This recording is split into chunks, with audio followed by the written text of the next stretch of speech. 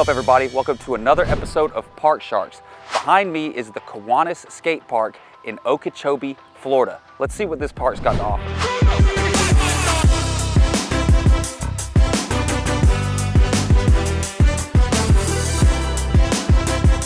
When you first come out here, you're going to immediately notice that it's not very big and that it's all prefab ramps, but it's got some pretty cool stuff.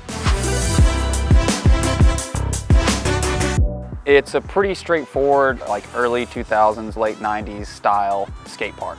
I'm not sure what the manufacturer is for these ramps because I was unable to find a logo anywhere on any of the ramps, but they're probably the same quality and build as Woodward skate ramps. I would say that the skate park can be broken down into about 4 sections. So on the left and the right, you have 2 street sections. And then in the back, you have a mini ramp or half pipe, whatever you want to call it. And off to the side, there's a little like tech section with 2 rails and this really cool grind box slash manual pad. The most unique thing out here is probably that grind box. I've never quite seen anything like that, seen some things kind of similar, but the most unique thing is like the little bank on there. So on one end, it's kind of skinny, but you can do a manual across the whole thing without hitting that bank. The bank can be utilized for doing tricks up into the ledge and tricks off the ledge down into the bank. And you can skate every single side of this thing. It's just unique and good for practicing and working on new things for sure. And then you've got the 2 rails off to the side. There's a small flat bar and then there's a larger kinked bar. So there are 2 street sections and they both have their own unique qualities. One thing that they're exactly the same is on each side there is like a 5-foot quarter pipe that flows into them. Those are identical. And then on the opposite side, there's just a regular bank on one side and then a bank with a quarter in the middle on the other side. And in the middle of those 2 sections, there are fun boxes. On one side, there's a very basic fun box with just banks to flat with a rail going all the way up and all the way down it. The other fun box has a little bit more to it.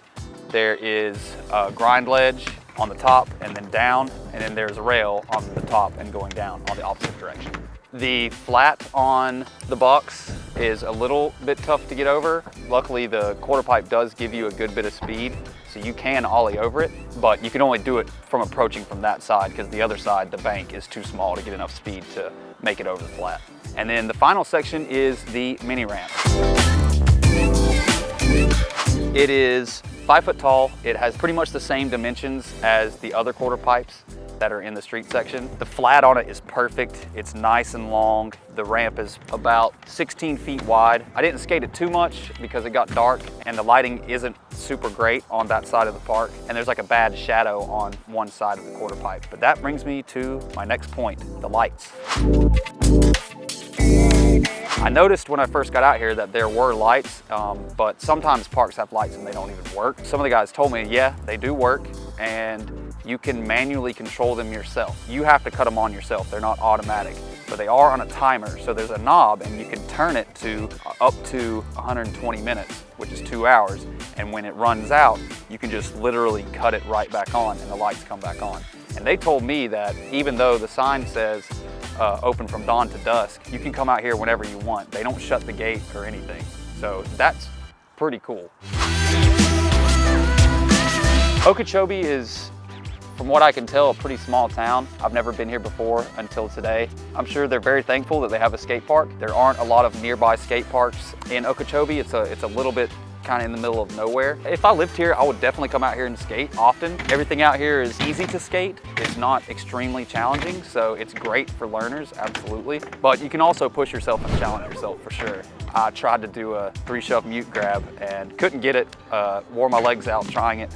I haven't done one of those in years, but it's very hard to find something where I can feel like I could do it. And this 5 foot out here, I felt like I could do it. Like it's such good transition. I was like, I think I can do this. But unfortunately wasn't able to get it. If you're in the South Florida area, it's worth coming by if you're, driving through town or something like that. I wouldn't go out of my way to come here, but I'd say if you're within like a 30-mile range, come check it out. Thanks for checking out another episode of Park Sharks. Please like and subscribe. Share this video with your friends so I can keep traveling and covering different skate parks. Here's what's coming up next.